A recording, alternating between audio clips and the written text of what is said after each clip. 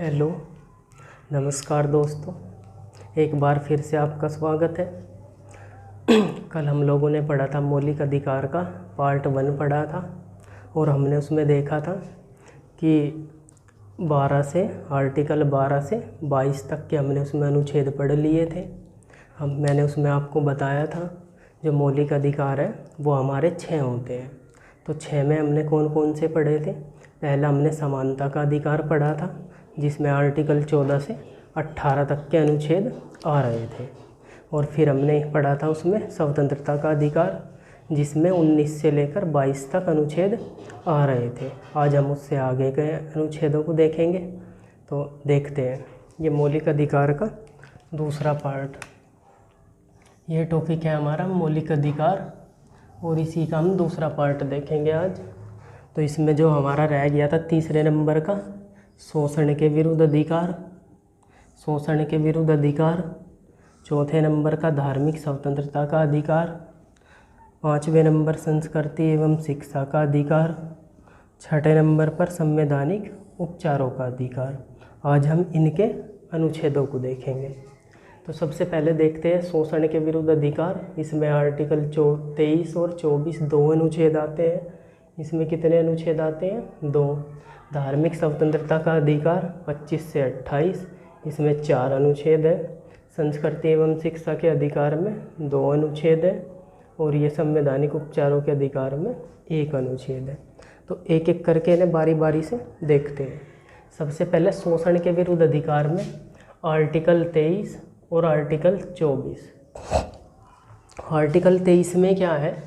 Article 23 में है ज़बरदस्ती काम नहीं कराना, यानी कि बलपूर्वक काम जो है वो नहीं करा सकते हम किसी से भी। ज़बरदस्ती लिया गया कार्य प्रतिबंधित है। और इसमें आर्टिकल 24 में क्या है? बाल श्रम प्रतिबंधित है। 14 वर्ष से जो कम आयु के बच्चे हैं उनसे काम नहीं कराएंगे। ठीक है, तो हम इसे एक ही सीक्वेंस में याद करेंगे। आर्टिकल 24 में क्या दिया हमने? बाल श्रम प्रतिबंधित। आर्टिकल 24 में क्या है? बाल श्रम प्रतिबंधित। आर्टिकल 24 में है बाल श्रम प्रतिबंधित। आर्टिकल 23 में हम यहाँ पर क्या कर देंगे? बलात् श्रम। बलात् श्रम प्रतिबंधित। बलात् मतलब बलपूर्वक लिया गया काम प्रतिबंधित है। तो बलात् श्रम प्रतिबंधित है 23 में। और आर्टिकल 24 में क्या है? बाल श्रम प्रतिबंधित है। इसमें बच्चों से कार्य नहीं कराएंगे और उसमें ज़बरदस्ती कार्य नहीं कराएंगे 23 में। ये आपको ध्यान में रखना। तो ये था शोषण के विरुद्ध अधिकार के अनुच्छेद। ये 2 ही अनुच्छेद हैं, सिंपल है याद करना इनको। अब आ जाते हैं हम धार्मिक स्वतंत्रता का अधिकार। धार्मिक स्वतंत्रता के अधिकार में 4 अनुच्छेद आते हैं हमारे। तो चारों अनुच्छेदों को देखते हैं। आर्टिकल 25।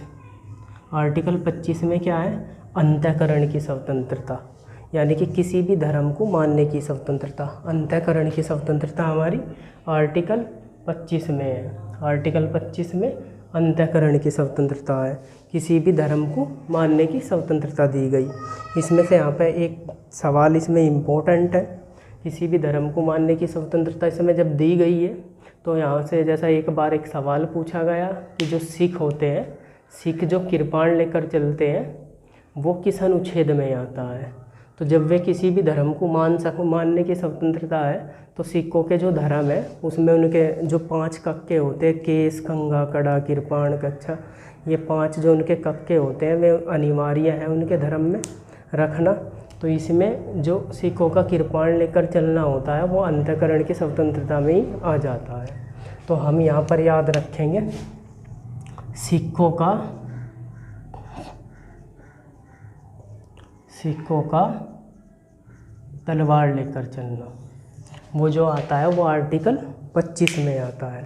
सिखों का कृपाण लेकर चलना जो आता है वो आर्टिकल 25 में आता है। अब आ जाओ आर्टिकल 26 में। आर्टिकल 26 में क्या है? धार्मिक कार्यों का प्रबंधन, यानी कि जो भी धर्म से संबंधित कार्य है उनका प्रबंधन। धार्मिक कार्यों का प्रबंधन आर्टिकल 26 में आता है। आर्टिकल 27 जो है, आर्टिकल 27 में क्या है, आर्टिकल 27 जो है वो टैक्स से संबंधित है। यानी कि अगर कोई भी धर्म है और उनके पास कुछ धार्मिक करों के संदाय में ये होता है, धार्मिक कर है, कोई भी उनके पास आ रहा है या वे ले रहे हैं, उससे उनकी आय जो भी है और वे अपने धार्मिक कार्यों का प्रबंधन कर सकते हैं। और सरकार जो है, ये आर्टिकल 27 समझाता है कि सरकार जो है उस पर कोई टैक्स नहीं लगाएगी।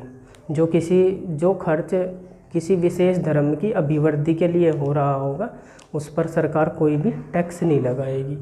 ये टैक्स से संबंधित है। ये फिर आर्टिकल 28 में आ जाओ। कोई भी सरकारी शिक्षण संस्थान होगा, कोई भी सरकारी शिक्षण संस्थान होगा,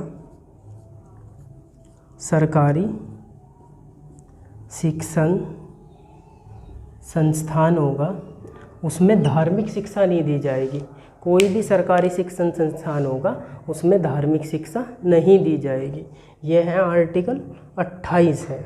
तो ये हमने क्या पढ़ा, हमने पढ़ा धार्मिक स्वतंत्रता का अधिकार। इसके अंदर जो 4 अनुच्छेद आते हैं उन चारों को ही हमने देख लिया है।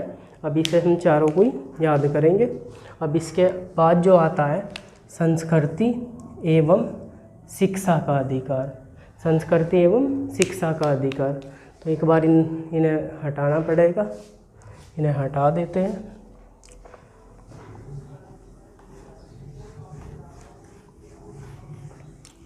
कौन सा देख रहे हैं हम, आर्टिकल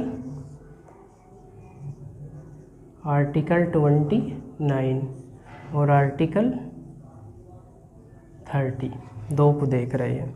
एक चीज़ हम इसमें ध्यान रखेंगे, ये दोनों के दोनों जो आर्टिकल है ये अल्पसंख्यक वर्गों से संबंधित है। तो इसमें आर्टिकल 29 में होता है अल्पसंख्यक वर्गों के हितों का संरक्षण। तो आर्टिकल 29 में क्या होता है, अल्पसंख्यक वर्गों के हितों का संरक्षण होता है इसमें। ठीक है, अब इसमें अल्पसंख्यक वर्गों के हितों का संरक्षण कैसे होगा, तो ये ध्यान रखना, इन्हें अधिकार होता है, अल्पसंख्यक वर्गों के इन्हें अधिकार होता है कि अपनी शिक्षा, भाषा और संस्कृति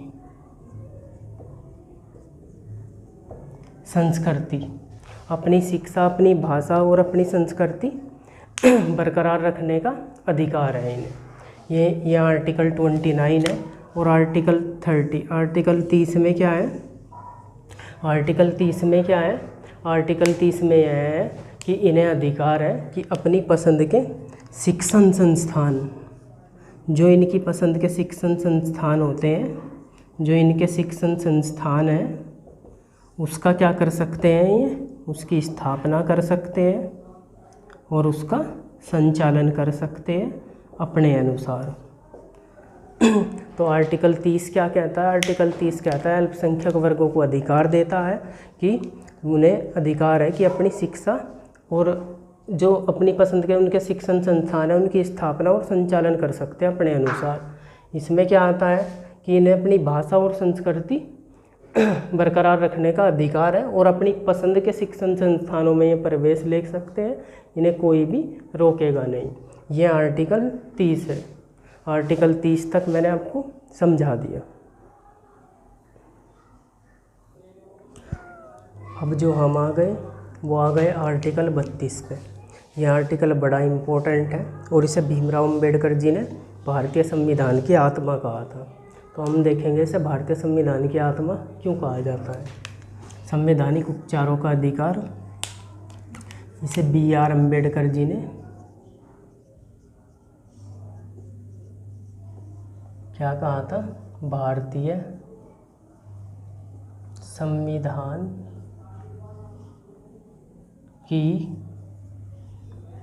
आत्मा, इसे भारतीय संविधान की आत्मा कहा था। ठीक है, और ये है संवैधानिक उपचारों का अधिकार। इस आर्टिकल के अंतर्गत 5 रिटें जारी होती है। क्या जारी होती है, 5 रिट जारी होती है। सबसे पहला बंदी प्रत्यक्षीकरण। बंदी प्रत्यक्षीकरण, बंदी प्रत्यक्षीकरण प्रथम रिट जो है इसमें वो बंदी प्रत्यक्षीकरण है। और बंदी प्रत्यक्षीकरण इसका मतलब क्या होता है, शरीर को पाना। बंदी प्रत्यक्षीकरण का मतलब होता है शरीर को पाना। यानी कि अगर कोई भी व्यक्ति उसे लगता है कि वो अवैध रूप से बंदी बना लिया गया तो वो कोर्ट जा सकता है। वो कहाँ जा सकता है, कोर्ट जा सकता है। अगर किसी व्यक्ति को लगता है कि वो अवैध रूप से बंदी बना लिया तो वो कोर्ट जा सकता है। तो हमने यहाँ पर क्या देखा, बंदी प्रत्यक्षीकरण देखा। जो इसकी पहली रिट है हमने उसको देखा और उसमें देखा अगर कोई भी व्यक्ति अवैध रूप से बंदी बना लिया गया तो वो न्यायालय जा सकता है। ये बंदी प्रत्यक्षीकरण है।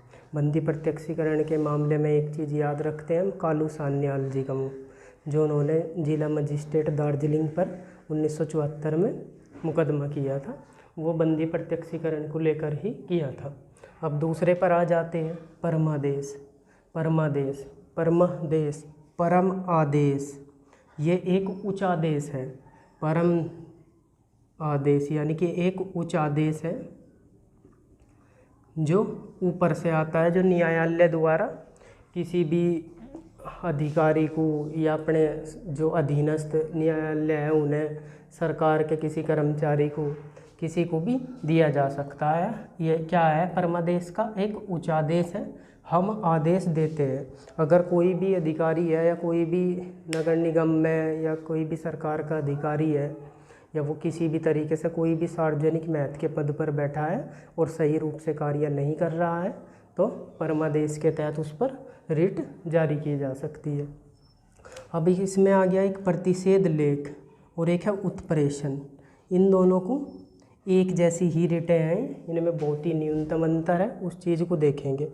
ये आप देखेंगे कि ये जो है, जो वरिष्ठ न्यायालय है, जो वरिष्ठ न्यायालय है वो अपने अधीनस्थ को, जैसा सुप्रीम कोर्ट होगा हाई कोर्ट होगा सबऑर्डिनेट कोर्ट को, तो यानी कि वरिष्ठ न्यायालय अपने अधीनस्थ को आदेश देगा इसमें।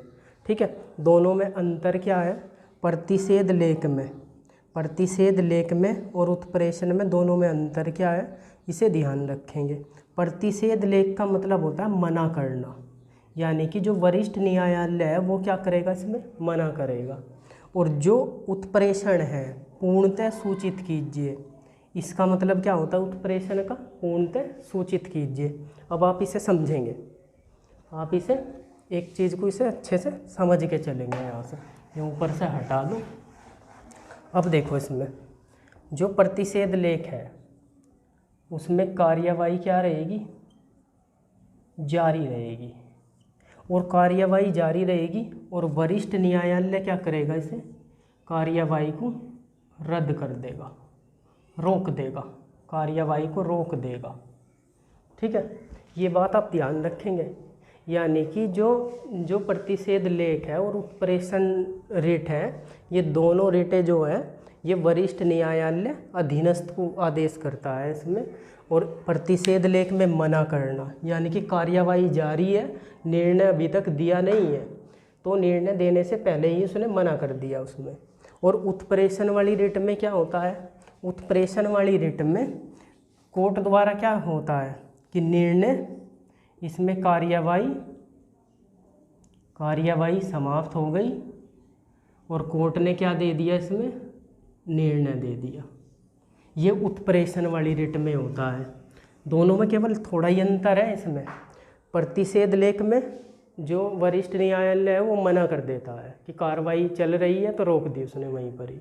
लेकिन उत्प्रेषण में क्या होता है, कार्यवाही अगर समाप्त हो गई, उसने निर्णय दे दिया और जो आपका वरिष्ठ न्यायालय है, जो वरिष्ठ न्यायालय है उसने क्या किया, निर्णय को रद्द कर दिया। ये चीज़ होती है इसमें। यानी कि एक में कार्यवाही जारी रहती है तो उस पर रोक लगा दी जाती है। ये किस में होता है, प्रतिषेध लेख में। और उत्प्रेषण में क्या होता है, कार्यवाही जारी रहती है और वरिष्ठ न्यायालय द्वारा जो भी उनका निर्णय होता है वो रद्द कर दिया जाता है। यह है उत्प्रेषण का। अब इसमें आ जाओ 5वें नंबर की रिट पर अधिकार पर्चा। अधिकार पर्चा में क्या होता है, आपका पराधिकार क्या है। कोई भी अधिकारी हो, सार्वजनिक महत्व के पद पर बैठा हो और किसी को भी उस पर लग रहा है कि ये इस काबिल नहीं है, तो वो अधिकार पर्चा के तहत उसके खिलाफ रिट जारी कर सकता है। तो उसकी जांच जब होगी तो उससे पूछा जाएगा किस अधिकार से, अधिकार पर्चा के तहत किस अधिकार से आप इस पद पर बैठे हैं। और अगर वो संतुष्टतापूर्वक उत्तर नहीं देता है तो उसे तुरंत ही उस पद से हटा दिया जाएगा। ध्यान रखना, पद जो है वो सार्वजनिक महत्व का होना चाहिए, न कि प्रसाद पर्यंत। किसी के प्रसाद पर्यंत पद पर ऐसा नहीं होता है। तो ये आर्टिकल 32 था। उम्मीद है आपको समझ आया होगा। धन्यवाद।